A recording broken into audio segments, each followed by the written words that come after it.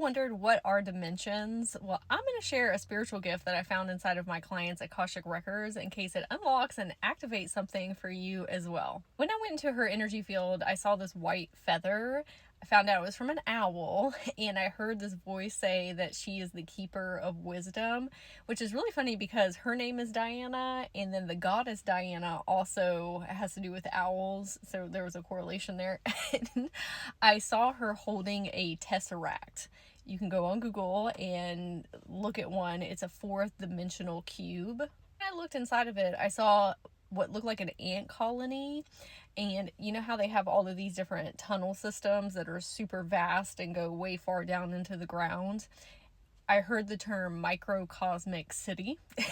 And then I met with her different incarnations. She had 2 of them come forward on this reading, but one of them said, let me show you around. And then we started walking around inside of the Tesseract that was holding this microcosmic city. Not necessarily like a tiny one, because when I was in the city, I was walking around much like I am now, the size that I am, but just envision that it was very small within something. Oh my gosh, her different incarnation was so beautiful. She had these white linen robes and these horns that came out of her head that were super sleek and way far back. Oh my thing. Okay. And she said, I am the guardian of this space. And I asked her if she created this because it's its own dimension. And she said, no, that's actually another incarnation of my client.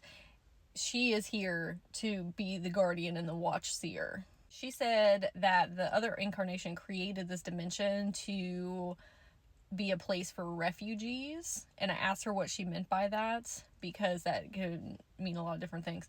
And she said cosmic beings, etheric beings from out in space come here that are fleeing from oppression, wars, and famine, much like we have here on Earth. She said, we are a very diverse group of people. I'm reading from my notes. And I said, well, how do you find these persons? Because not everybody has access to this dimension. And she said, we have scouts who go out and find them. And I asked her why they do this. Obviously, that's beautiful, amazing, but I wanted to hear the intention behind it. And she said, because it is our path. And what she meant was, this is what we have decided to do for the community and the collective. She was explaining that because it's such a diverse group of persons, if it will call them beings, everybody has all of the different skills and talents that are brought together that makes this dimension a really flourishing place. And I asked, well, what happens when you run out of space? And she said, what do you mean? And I said, well, like, there's got to be some type of capacity for this dimension. And she said, dimensions are infinite. The only place that lack exists is in people's mind. And she said that we will never run out of resources here. I asked her, okay, well, a lot of these people have experienced lack in their lives. Are they not coming in and influencing the other people that are already here with those type of mentalities? Not because of their own doing, but because, they've come from places like oppression and famine and war. She said that that is the job of the citizens and the ancestors to teach them the new ways of abundance and prosperity. She said that the ancestors are referred to as the people who came before. They are beings that have learned how to purge lack and fear from themselves.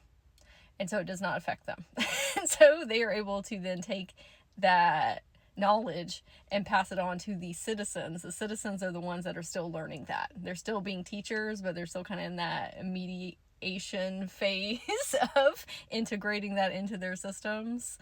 And I said, okay, well, can fear and lack go back into an ancestor? Can they be influenced? She said yes, and then they would end up becoming a student again.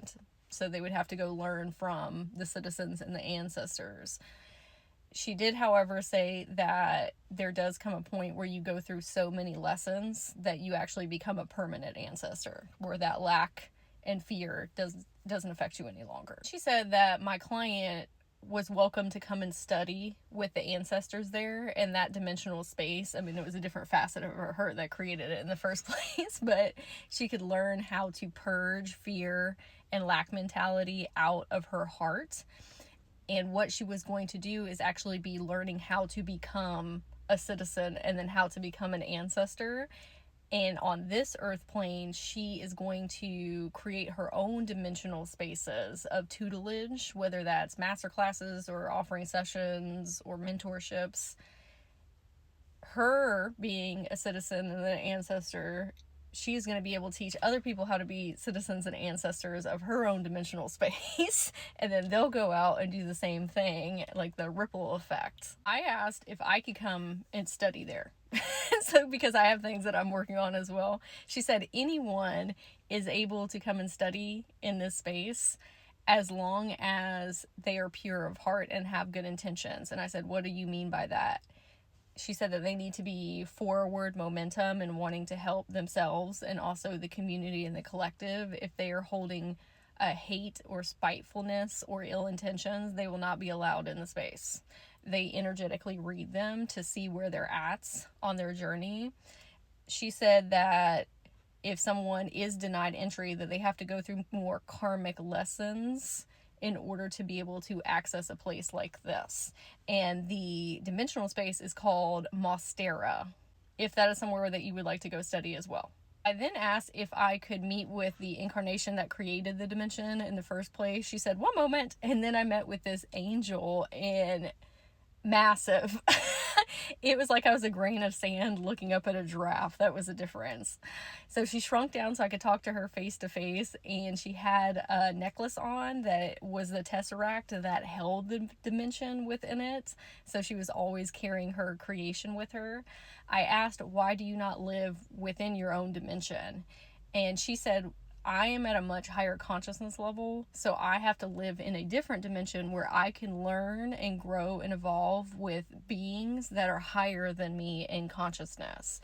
What she does is learn from the higher beings, goes into Mostera and teaches the ancestors and the citizens so that they can pass that along to the refugees that are coming into that space. She said that when the citizens and the ancestors raise their consciousness, then they can move out of Mostera and go travel to the dimension that she's in, or other types of dimensions as well.